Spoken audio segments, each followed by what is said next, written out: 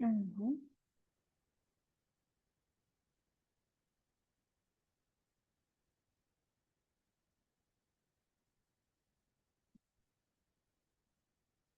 Ужас қой мынау қатар-қатарынан звондап отыр дегенде не болған?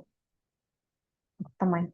Так, енді сіздер овощиді көрейік, иә? Давайте мы на каталогты қараймыз қазір. Мен поделиться дейін қазір экранмен делиться етейік. Иә? Так, дополнительно поделиться.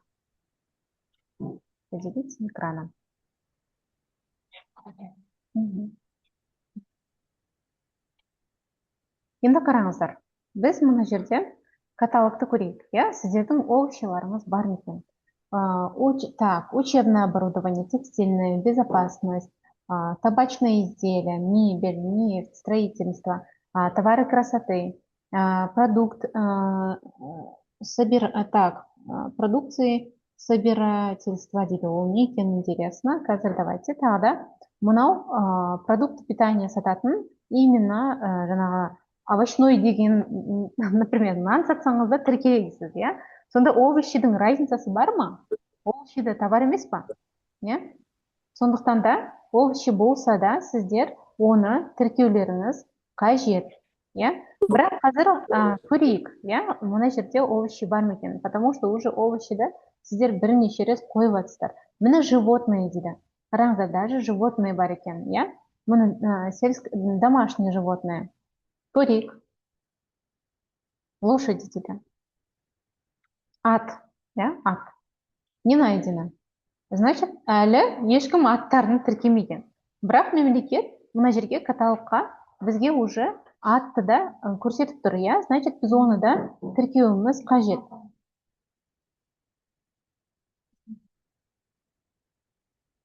Растение дейді. Мына жерде растениені қарайық. Деревья. Барлығы бар, иә? Мына жерде қарайтын болсаңыздар, барлығы тұр. Энергия. Услуги связи. А почему услуги связи интересно? Не үшін услугаларға қойды екен? Қазір көреміз. Садоводство, лаборатория. Мына жерде тағы да көрейік, не бар екен? Изделие, компьютерная техника. Так. Одан кейін барып.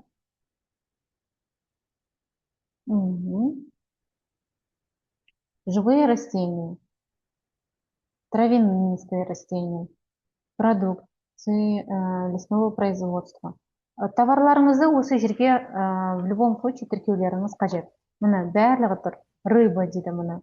Рыбная, кеше біреу сұрады, иә, икра. Вот рыба декоративная дейді, морские рыба. Егерде жаңағындай немен салынатын аквариумда тұратын балықтар болатын болса, оны да көрсетесіздер, иә. Вот рыба морская. Вот қандай рыба керек? Кеше біреу семганы ма бір нәрсені сұрады, иә, магазинда. Міне мынаның барлығы міне аттары тұр. Любойын сіздер келіп ішінен давайте мынаны көрейік. Ничего не найдено дейді. Значит, әлі тіркелмеген. Тіркелмеген. Значит, сіздерде онда товарыңызды сатқан кезде жоқ болатын болса, өздеріңіз тіркейсіздер. Енді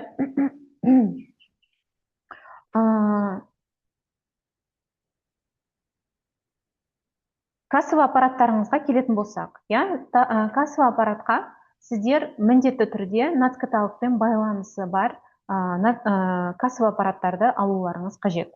Себебі егерде кассовый аппаратыңыз нацкаталогпен байланысы болмаса, онда сіздің жаңағы интим номерларыңызды мемлекет көрмейді. Иә, сондықтан да кассаларыңызда міндетті түрде сіздер байлауларыңыз қажет. 1С бізде интеграция бар. Кейбір кассовый аппараттарда бізде интеграция бар уже. Және де бізде бағанағы штрафтарға келетін болсақ, иә, бізде приказдардың түрлері бар. Тоже скрин жасап алсаңыздар болады. Интим номерді осы жерден алады ма дейді. Қазір көрсетемін, иә, сіздерге бірнеше вариантын көрсетемін. Интим номерді бар ма, жоқ па, сіздер учет жүргізсеңіздер де, жүргізбесеңіздер де, иә.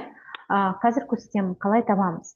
Мысалы, бірінші штрафына тоқтап кетейік, иә, бұл жерде қандай штрафтар бар екен. Бірақ биылға пока штраф жоқ деп жатыр, но все равно сіздерге бұның барлығы енгізілу керек, иә? Штраф жоқ екен деп жүріп қалмаңыздар. Хорошо? В любом случае, әрбір товарларыңызда болу керек. Ол штраф келеді ма, келмейді ма, выборочно кімді тексереді, біз оны білмейміз, иә? Сондықтан да егерде білулеріңіз керек, КоАП-тың 284 статьясы бойынша бізде 20 МРП, иә, субъект малого бизнеса 20 МРП. Ал субъект среднего предпринимательства 30 МРП және 40 МРП. Осындай штрафтар бізде бар екен. Енді сіздер жаңағы нацкаталогқа тіркелгеннен кейін, мынау жерде өзіңіздің страницаңыз, иә, мынау жаңағы гость деп кірдік, гость дегенді бастық. Бағана регистрация жасау оңай, көрдіңіздер ма? Барлық данныйды сіздердің көздеріңізше толтырдым. И толтырғаннан кейін мына вход деп, мына кіресіздер. Мына жерде личный кабинет деген бар. Личный кабинетті бассаңыздар, мои товары. Қандай товарларға міне заявка тасталынды, уже штрих-код алынды, міне нацкаталогқа тіркелген, міне штрих-код бізге беріліп тұр, иә? Мен уже осы товарды реализация жіберсем, СФМ-да менің осы номер тұрады. Енді мои заявки дегенге кіретін болсақ, осы жерде мен қандай заявкалар бердім, осылар мені көрініп тұр, я на доработке дейді, значит, что-то не то, қарау керек, несі дұрыс емес. Импорт заявок, осы жерде бізде мені тоже үлкен бағанаға скачать шаблон деп, осы жерде Excel-мен шығарып аласыздар, я? Excel-мен шығарып аласыздар да, и мына жерге загрузкаға келеді, шаблон, я не толтыру керек, осы шаблонға қарап сіздер толтырып шығасыздар. Каспий магазинмен жұмыс жасайтындар бар. Және Каспий магазин просто, я? Каспий Pay бар, я? Каспий Payмен базардағылар айталық, я? Базарда сіздердің точкаңыз бар, немесе магазиндарыңыз бар. Еще онлайн Каспий магазин бар. Онда екеуінің айырмашылығы екі түрлі, я? Екеуінде де айырмашылық бар. Қалай біз оны сатамыз, я? Бірінші қараңыздар. Бірінші Каспий магазинда айтатын болсақ, онлайн Каспий магазинда сататын кісілер. Олар қалай сатады? Вот сіздер ең бірінші білмейсіз, я, товарыңыз бар ма, штрих-коды бар ма, жоқ па деген сияқты. Мынау сіздерге жақсы көрініп тұр ма? Мен қазір мынаны төменге қояйын. Қараңыздар. Мынау кішкене үлкейтейін. Мынау Каспий магазиннің беті. Кім товар сатады Каспий магазинмен? Уже білетін шығарсыздар, я? Сіздердің Каспий магазиндарыңыз қалай, түрі қандай екенін. Мынау бізде Каспий магазин телефоннан, потому что скрин жасалынбайды. Мен өзім былай түсіріп алғанмын клиенттікін. Енді мынау главный страница, міне главный дегенді бассақ, Каспий магазинмен жұмыс жасайтын кісілер, я? Сіздер осылай, кім Каспий магазинмен жұмыс жасайды? Кімде Каспий магазин бар?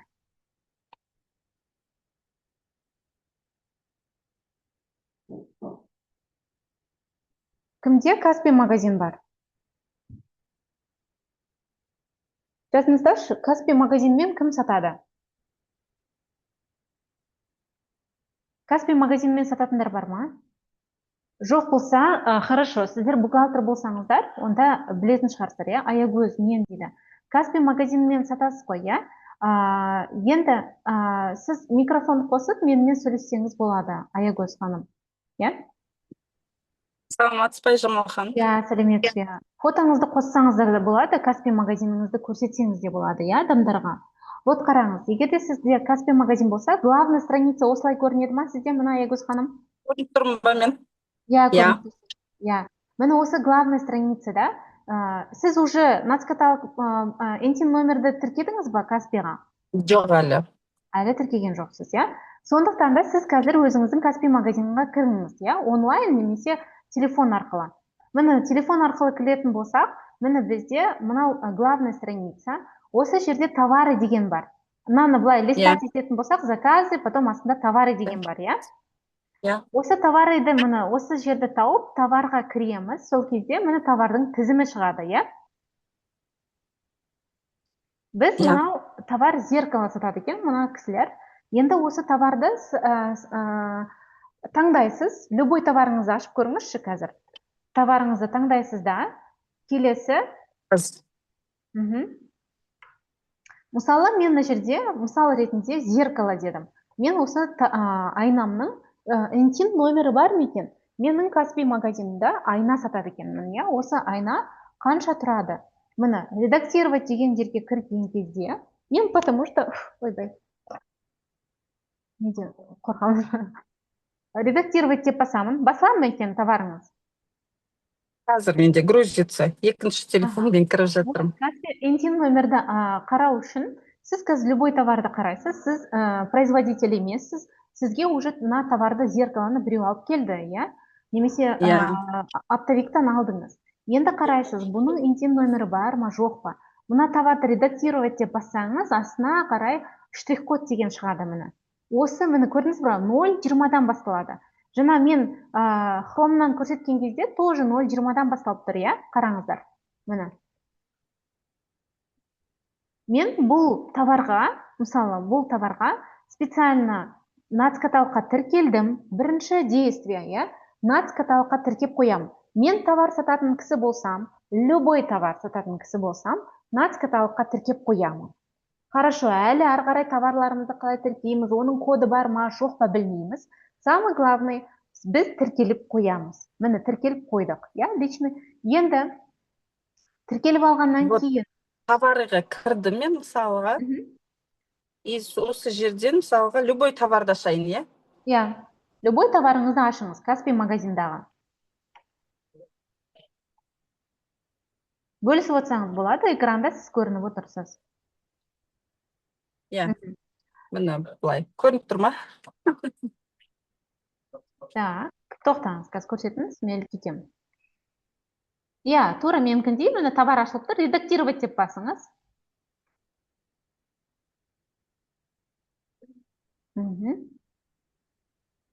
Редактировать деп басыңыз.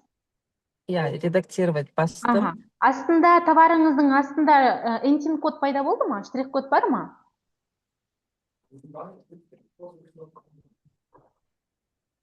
Көрдіңіздер ма? Сонда сіздер Каспий магазинмен сататын болсаңыздар, уже Каспий магазин байланысы бар екен.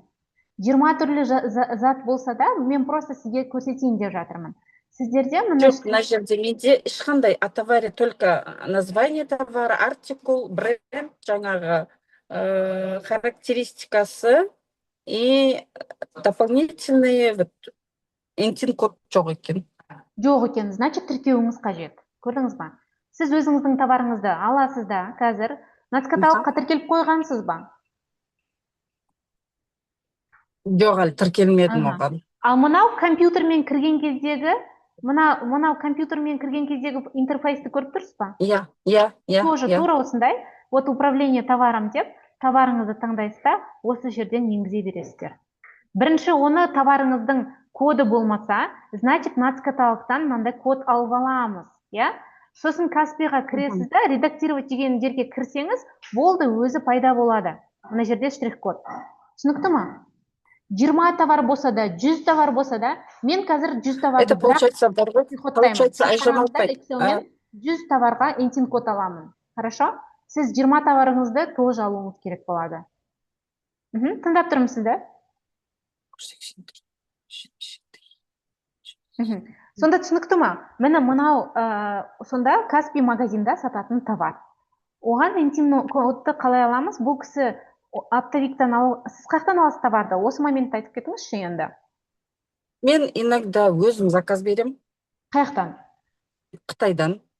Қытайдан заказ бересіз, сіз каргодан аласыз ба? Или прям таможнядан брокермен пошлина төлеп аласыз? Нет, каргодан. Каргодан аласыз. Енді сол каргодан көрдіңіз ба? Бұл неофициальный. Это не деп аталынады бұндай товар? Контрабанда? Контрабанда деп аталынады. Сондықтан да, егер де сіздер товарды алып келу үшін, обязательно Қытайдан болған кезде каргодан өткізбеңіздер деген сөз, иә? Сіздер оны алып келесіздер, нацкаталогқа тіркелесіздер, пошлина төлейсіздер, НДС төлейсіздер, одан кейін барып ол таза товар болады. Айттым ғой, штрафтың екі түрі бар. Сіз штрих-код алмағаныңыз үшін бір штраф, товарыңызды карго арқылы неофициально өткізгеніңіз үшін тағы да бір налог төлейсіз. Сонда сіздің хорошо неофициально алып келіп тұрып штрих-код алмасаңыз, онда екі штраф төлейсіздер ғой сонда. Нацкаталогқа тіркемегеніңіз үшін и жаңағы неофициально алып келгеніңіз үшін. Түсініп тұрсыздар ғой, иә? Например, жоқ, я оны түсіндім. Енді получается, мысалға, мен иногда өзім заказ беремін, через карго алдырамын. Я бұл это прям барлық товарында емес, но бірақ бывает, что я Все, закупаюсь жаңағы пакет Шымкенттен алып тартамын, болмаса Алматыға заказ беремін. Ол кісілер де мысалға НКТ-ға тіркелді деп айта алмаймын. Вот айта алмасаңыздар Потому болмайды. что мен олардан Хотя бы олар айтылмаса, значит, айтуға ұялсаңыздар поставщиктарыңызға, иә, тірке деп, онда өздеріңіз тіркейсіздер. Хорошо? Поставщиктарға айтуға ол ұялсаңыздар, кезінде маған өздеріңіз тіркейсіздер. жоқ, ұялғанда емес, но олар енді әшейін айтып жатырмын қарапайым тілде. Конечно, ұялмаймыз. Конечно, ұялмаймыз, просто айтпаймыз, иә. Енді сол айтпай, өзіңіз сатсаңыз, сататын адамда ғой жауапкершілік. Сіз мынаны штрих-кодсыз сатсаңыз, айтпайды налоговый, бұны сен кімнен алып едің, мен соны барып наказать етемін демейді ғой. Сатып тұрған сізден сұрайды ғой. Сондықтан да бірінші очередь получается, сіз мынау нацкаталогқа тіркелесіз, вот личный кабинетке кіріп, заявка бересіз. Заявка бересіз, сол кезде мои товары деген жерге міне штрих-код пайда болады. И сіз просто Каспиға кіріп сатқан кезде товарыңызды, уже штрих-код пайда болады тура сіздің товарыңызға. Түсінікті ма? Енді егер мысалға мен өзім алдым, ол товарды мен өзім не қылдым, ол кезінде уже штраф ештеңке мен кіргізіп қойдым оны, енді НКТ-ға кіргіздім, штрих-кодын алдым, ол кезінде уже ешқандай штраф жоқ деп ойлаймын, иә? Штраф жоқ дегенде штрафтың екі түрі бар дедім. Біріншісі НТИН номер үшін. Енді сіз қазір НТИН-ға тіркеп қойсаңыз, значит, оның штрафы жоқ. Ал бірақ неофициально алынса товар, документсіз алынса, оның штрафы бір бөлек. Оған камеральный контроль бөлек жауап береді, иә? Бірақ оған прямо қазір бәріне жаппай салып жатқан жоқ. Үлкен крупныйлардан салып жатыр уже. 2027-ден деді ғой, кешегіде пресс-релиз ба, қай жерде несін көрдім. Но қараңыздар, мынау үшін штраф салынбауы мүмкін, мынау үшін салынуы мүмкін. Поэтому мен екі жақты айтып жатырмын. Сіздер НТИН код алғаныңыз, но міндетті болу керек, потому что по-любому штрих-код шығып жатыр, иә, тіркеу міндетті. Сондықтан да қараңыздар, қазірден уже соны тіркеп, әдет алыңыздар соны жасауға. Ал енді Каспи магазинмен түсінікті болды, иә, барлығы. Каспи магазинмен сауда жасайтындар уже түсінікті болды. Енді тура осы жерде айтып кетейін тағы да. Бізде TikTokта сол товарды сататын адамдарды не дейді? Стример деп отырып, иә. Ол кісілер сіздерге просто товар сатып береді, иә? Олар НТИН код алып, үйтіп жүрмейді, иә? Олар, кстати, услуга көрсетіп жатыр, иә? Значит, услуга көрсеткені үшін олар налог төлеу керек. Көбісі қазір налог төлеп жатқан жоқ, бірақ товарға олар жауапты емес. Ал егерде ол сіздің товарыңызды алып, үстіне қосып сататын болса, өз атынан, онда ол жауапты болады. Ал егерде ол просто сатып беру услугасын көрсететін болса, это уже считается услугой просто. Стример, оларды басқаша айтады еще тағы да, бүйтіп сататындарды. Ұмытып қалдым атын. Хорошо, ол енді болды. Біздер енді обычный магазинға келейік. Обычный магазин, обычный базардағы сататын кісілер, иә? Физически отырып сататын, офлайн сататындар, иә? Ванхун дейді. Ванхундар, иә. Сіздер лучше самозанятыйға тіркеліп па, немесе ИП упрощенка қылып тіркеңіздер. Налогы аз региондар бар ғой, 2%. Сояқтан ашыңыздар, потому что услуга көрсететіндердің местонахождениесі не важно, сондықтан да услугасы налогы аз жаққа барып 2% налог төлесеңіздер болады. Ары қарай кеттік. Ванхундар солай жасау керек. Енді бізде жаңағы QR-мен төлеткізетін магазиндар бар, иә? QR-мен төлеу керек. Олар не істейді? Менде. Ол да сізде бар. Офлайн магазин. Енді қараңыз. Сіз Каспи Pay-ыңызға кіріңіз. Сіздер осындай QR-мен сатасыздар ғой. Енді Каспиға кіреміз. Сол кезде мынау сөз тұр, пост деген сөз. иә. Осы любойыңызда Каспи Pay болса, пост деген сөзге кірсеңіздер, мынандай бет ашылады. Иә? Осының именно каталог дегенін басасыздар, иә? Каталог дегенді. Сол каталогты бассаңыздар, название штрих-кода деп тұрады. Кім гүл сатады ма, кім әйтеуір QR-мен қабылдайсыздар ғой оплатаны. Вот сол кісілерге бұл қатысты. Кімде мынандай физический кассовый аппарат жоқ, онлайн касса жоқ, тек қана Каспи Pay бар. Иә? Вот сол кісілерге қатысты. Енді кімде Каспи Pay? Вот ол кісілер, вот пост дегенге кіреді. И сол жерден название штрих-код деген бар. Осы штрих-код деген сөз. Мен кеше отырып бір 2-3 товарды солай кіргіздім. Отлично. Штрих-код шықты ма? Любойыңыз қазір бүйтіп ашыңыздаршы, міне мен ашып тұрмын. Қолыңызда ручка, дәптер не бар әйтеуір, жаныңызда штрих-кодпен любой товар бар ма? Сіз услуга сатасыз, әйтеуір товар сатпайсыз. Мен, например, ИП Абдикеримова, иә, мен қараңыздар, ИП Абдикеримова деп тұр. И мен услугамын. Мен ОК-дында товар да жоқ, мынау постында товар да жоқ. Товарда ештеңе жоқ. Мен просто Каспи Pay'ім бар. Осы Каспи Pay'ға кіремін да, міне штрих-код дегенді басамын. Штрих-код дегенді бастым, міне, тура мынаны бастым. Енді мен помадам, менің просто помадам. Апарамда осының штрих-кодын бүйтіп саламын. Кімде қолында қандай штрих-код бар? Салыңыздар. Бұны бьюти-мания уже тіркеп қойған, если что. О, міне. Енді қараңыздар, блеск для губ деп шығып тұр атауы. Міне қараңыздар. Менде мысалға шыққан жоқ, мысалға мен товарымда қазір кеше тіркелмеген. Товарыңыз тіркелмеген деген сөз. Штрих-код добавить позицию деп кіргізе берем ба? Қараңыз, нацкаталогқа тіркеңіз оны. Нацкаталогқа тіркеңіз. Сіз фотосын түсіріп жіберіңізші группаға. Мына товарыңыздың штрих-кодын түсіріп жіберіңізші, мен сізге қазір тіркеп беремін. Осының ба? Я штрих-кодын суретке түсіріп жіберіңіздер. Енді сол кезде мен көріңіздер ме, блеск для губ. Мен блеск для губтың суретін де қойып қойдым әділеп. Осы блеск для губты суретін қойып қойдым. Сонда Каспи Pay мен сататын болсаңыздар, бұл нацкаталогқа тіркелген товар болатын болса, мына штрих-кодты сканировать еткен кезде, ол міне пайда болады. Даже мен бұны Каспи Pay'ға мен товарымның количествосын саламаймын ғой, например, я учет жүргізе алмаймын. Но все равно, егер сіз товарды нацкаталогқа тіркеп қойсаңыз, ол менде міне Каспи Pay'да пайда болады. Енді ары қарай мен осыған баға қоямын да, принять оплату деп басамын. Мен жібердім фотоны чатқа. Сол кезде принять оплату деген кезде мынандай QR шығады. Вот осы QR-ды төлеу үшін енді маған қазір мені клиентім магазиніме келіп тұр, алады да осы QR-ды сканировать етеді. QR-ды сканировать етеді, сол кезде мен наличный немесе карточкамен төлейді деймін, иә? Мен мені, давайте көрейік мені. Наличным деймін. 1 теңгеге сатамын, подтвердить деп. Енді отправить клиенту чек деймін. Қазір группаларыңызға чек жіберемін. Вот менің фискальный чегімда, Каспидің чегінде не пайда болды? Қазір мен сіздерге жіберемін, иә? Отправить клиенту. Ой.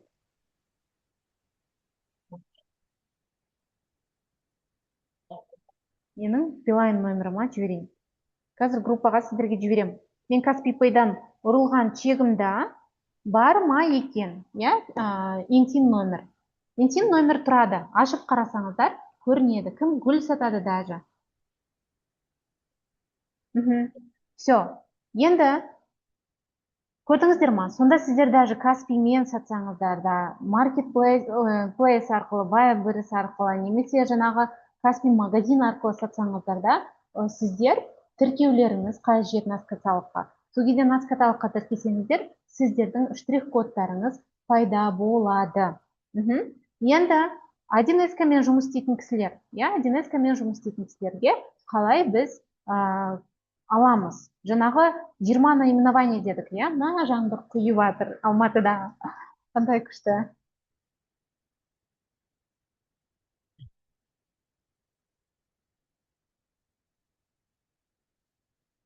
Samsung ханым практикада көрсетіп жатыр. Практикум бұл практикада көрсететін нәрсе. Бүгін мен барлығын практикада көрсетуім керек сіздерге. Енді мен қазір мына компанияны товарлары бар ма жоқ па көрейін. Мысалы, менде мынау номенклатура. Номенклатура деген жерге қарайық. Номенклатура. Мынау менің товарларым. Полное наименование, вид номенклатуры. Так, мына жерде комментарий не бар екен. Мына жерде мен окей, нельзя деді. Давайте мен мына товарды көрейін. Болт дегенді, иә? Бар ма, жоқ па? Ойбай, страшно қиып жатыр ғой жамбар. Шумно болып кетті. Кішкене жеп отырайық. Енді қараңыздар. Мынау каталогты қарайық. Код Интим код. Код НКТ дейді, иә? Одинаковомен сатамыз. Енді мынаны поиск деймін. Поиск дегенді басамын. Міне болт деп тұр. GTIN номермен іздеуге де болады. Немесе мынамен. Давайте GTIN номермен мына губная помаданы іздеп көрейікші. Бар ма екен? Давайте соны іздеп көрейік. GTIN номерді енгізейін. Мына штрих-кодты енгіземін қазір. Мынаныкі 40597 2954 311. Поиск. Губная помадамды 1С тауып беремін екен. Жана Каспий тауып берді, иә? Енді мынаны көрейік, таба алады ма? Бұны уже бьюти-маниядан алдым мен, значит, олар уже тіркеді деген сөз, иә? Көрдіңіздер ма? Мына GTIN номерді интим номерға айналдырып қойған. Оны қалай айналдырамыз? Мен алдыңғы сабақта көрсеткенмін сіздерге, иә? Мына жерде қазір мынаның барлығын толтыруымыз керек, иә? Оқытыру. Мына шаблонды маған каталог берді өзі. Дайын шаблон, иә? Excel'да. Енді осы жерге мен бүкіл наименованиямды енгіземін. Қазір мен 1000 наименованияны енгіземін, қалай енгіземін, қазір көресіздер, хорошо? Енді, мысалы, мынау, қазір мына 1С-каны тапты ма, таппады ма? Ұзақ іздеп жатыр, хорошо. Енді мынау GTIN номерді мен қалай приходтаймын, өзімнің интим номерін айналдырамын. Оқытыруын табамыз, мына астында, міне оқытыру тұр. Оқытыру номерлар астында тұр, міне. Страна происхождения, единица измерения, код ТНВ, страна производителя. Бәрлігі астында атауы тұр. Тура осы жердегі каталогта бізге берген шаблоннан данныйларды алуымыз қажет. Басқа данныйды енгізе алмаймыз. Excel в последнее время мен дұрыс жасамай жатыр. Хорошо. Ошибка дейді. Тағы да көрейік.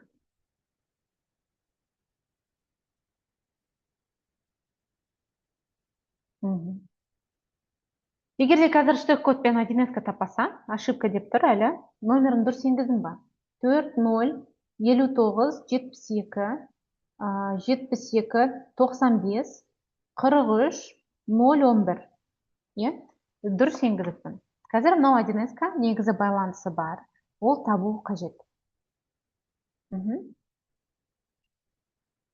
мен жұмыс істейтіндеріңіз бар ма? Қараңыздар, менде ТО бар, продажа строй материалов. Тоже бірінші кіргізуім керек қой. Әрине, Аягөз ханым, сіздерде, егерде строй материал сатастырма, басқа сатастырма. Мына кісілер тоже болт деп тұр ғой. Қазір болтты іздейміз. Вот, видите, блеск тапты 1С. Блеск для губ деп тұр. Міне GTIN интим номер, бәрлігі тұр. Классно? Все. Мен осыны қазір сататын болсам, осыны уже көрдіңіз бе, 1С тауып тұр бізде. Енді хорошо, мен на болтымды енді GTIN номермен емес, мен GTIN номерін білмеймін, потому что мен оттовикпін, білмеймін. Ондай жағдайда не істеймін? Онда атымен іздеймін, атымен іздеп көремін. Шығады ма, шықпайды ма? Фейк, енді атымен табады ма, таппайды ма? Мен мына штрих-кодпен примерно тексердім. Значит, бұл блеск тіркеліпті. Любой жерден сатсақ та бұны, магазиннан сатам ба, 1С-дан сатам ба, ол бұның штрих-коды, значит, барлық жерде пайда болады. Енді арғарай жеттік. Қазір болтты таппаса, онда біз мына жерге каталогқа тіркеуіміз қажет болады. Хорошо?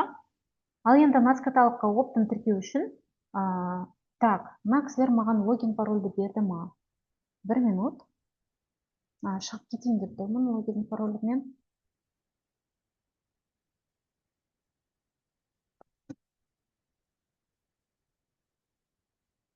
Таппай жатыр. қазір 1 минут. Бізде қазір тағы да өшіп қалуы мүмкін, бірақ сіздер қайттан кіріңіздер, хорошо? Мен қайтадан запись қойылып жатыр, запистардың барлығы сіздерге беріледі. Жарайды ма? Запистан көрген кезде YouTube'тан ашылады, и соны сіздер прямо скоростьқа қоясыздар да, 2-ге қоясыздар ма, максимально қойып, тез-тез қарасаңыздар да болады. Мынау енді ұзақ іздеп жатыр, күтіп тұрмыз, ұзақ іздегенін. Мен пока оған дейін мына компанияның өзіне кіргім келіп тұр, себебі жаңағы логин паролі дұрыс емес деді, иә? Мен қазір оның именно соның қалай 1000 наименованиясын қалай жүктеймін, соны көрсеткім келіп тұр.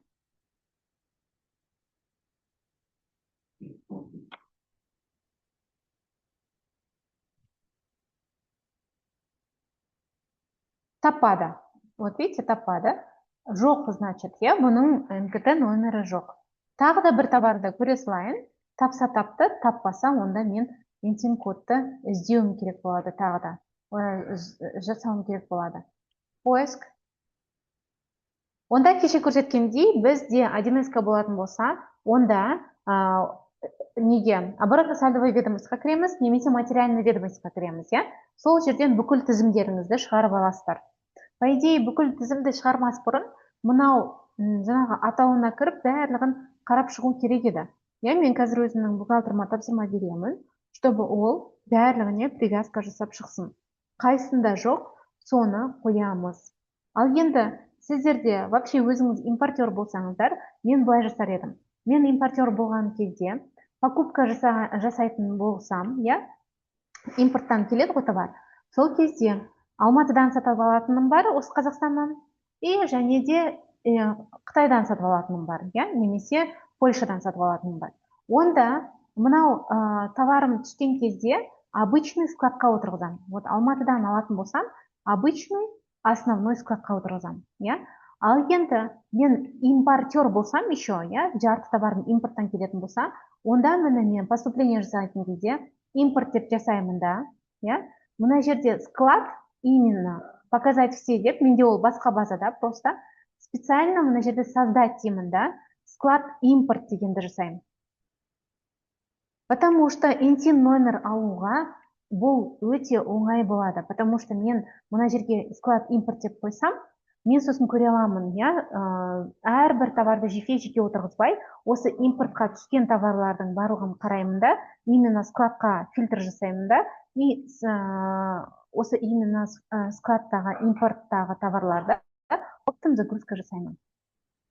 Вот сол үшін импортный товарды ананы бөлек-бөлек жасаған дұрыс. Ал Қазақстандағы сатып алатын товарларды және де импортерларды. Енді мына жерде қарап көрейік. Номер ГСВС деген ол бізде басқа нәрсеге қатысты.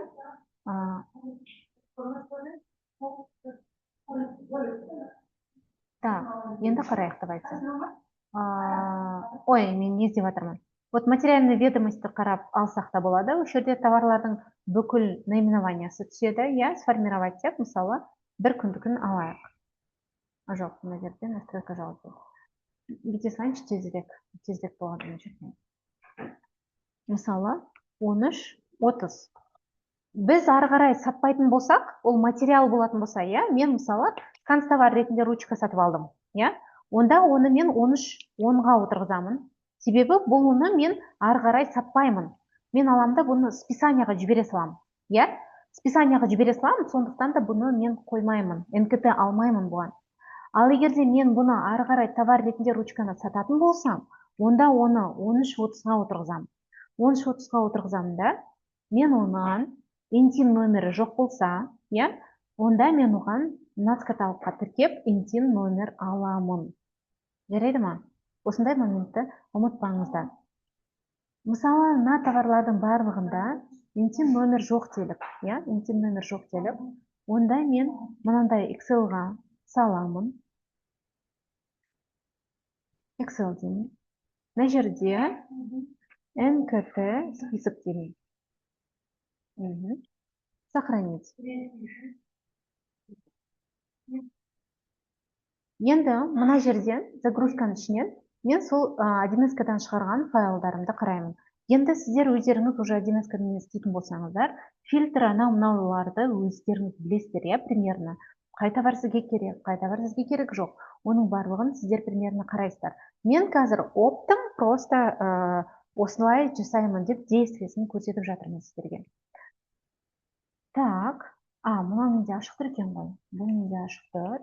Қазір менде мынау список керек.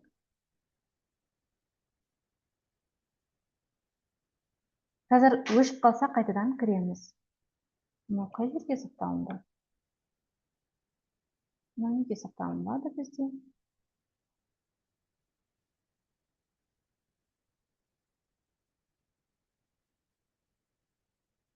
Загрузкаға кетеді ғой.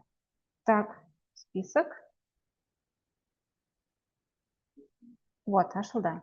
Енді ашамыз. Міне, егерде мен мынаның барлығын приходқа қойғым келсе, НКТ 1000 наименованияны бірден қабылдай алады. Значит, мен примерно 100-ін қояйын, иә? Осылай аламда скопировать ете саламын. Одан кейін барып мына НКТ-ға кіремін. И полное наименование деген жерде, міне көрдіңіздер ме? Қызылмен толтырғандарды, значит, обязательно қоямыз. Аламда былай бүкіл атын қоя саламын. Қазақша аты тура сол, иә? И орысша на полное наименование тоже қоя салсақ та болады. Немесе қысқаша запчасти деп алсақ та болады. И аласта былай тарта саласыз. Енді бұл сіздер наименованиясы біреу ғой, иә? Барлықтарының или қараңыздар. Бұлардың оқытыруы, барлығының оқытыруы бір болады, иә? Оқытыруы бір болғандықтан, бір оқытыруды табамын, мына жерде астында оқытыру тұрады, иә? Оқытыруды аламын да мына жерге қоямын. Именно оқытырудың бірінші страницасында былай басталады. Соны Excel-ға не болып қалды? 1-00- деп ұзақ сандар тұрады да оқытыруда. Сондай номерді қоясыздар мына жерге. Қазір ашылады ма екен? Так, пока сұрақтарыңызға жауап беріп кетейін. Хорошо, оны да жіберемін. Телефон стандарт, не дейді, телефон сататындар да оған енгізеді ма? Әрине, телефон ол товар емес па, физический денесі бар. Я физикалық ондай қатты заттар бар ғой, физический денесі бар. Значит, оның барлығы товар ғой. Я? Значит, оның барлығы товар болып саналады. Ол қандай товар, атауы әртүрлі болуы мүмкін. Даже жидкий, оны біз физически көре аламыз ғой. Я? Вот.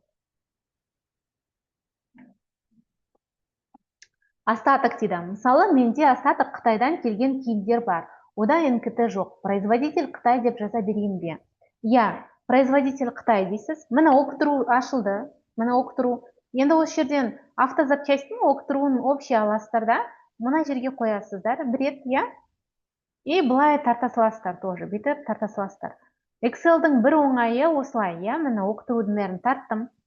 Енді айталық, сіздің мынау Қытайдан алып келген киім, немесе Қытайдан алып келген запчасть, иә? Без разницы. Ол киім Қытайдан келе ма, Өзбекстаннан келе ма, Қырғызстаннан келе ма, иә? Самый главный страна происхождения. Сіз бірақ біліп тұрсыз, что ол Қытайдан келді. Бірақ сіздер мына жерде страна происхождения деген бар. Сол жерден тауып аласыз. Тура сол жерде қалай жазылып тұр, солай жазасыз. Хорошо? Китай деп негізі осылай үлкен әріппен жазылады. Значит, сол тура осылай үлкен әріппен обязательно жазыңыздар. Ошибка ретінде мүмкін өткізбей қояды то мынау. Қытай дейсіздер, енді қараңыздар. Количественное значение. Кеше айтылды, я? Су сататын болсақ, мысалы, я? Кофе дедік, я кеше? Кофе латте деп таңдадық. Кофе латтенің 100 грамма, 150 грамма басқаша, я? 300 грамма басқаша, 200 грамма, 250 грамма басқаша. Значит, оны мына жерден тоже единица измерения тауып аламыз. Грамм, килограмм қалай жазылады, сіз оны бүйтіп қарайсыздар, аласыз. Егер де мен мына жерде киім сататын болсам, ол штучно сатылады, я?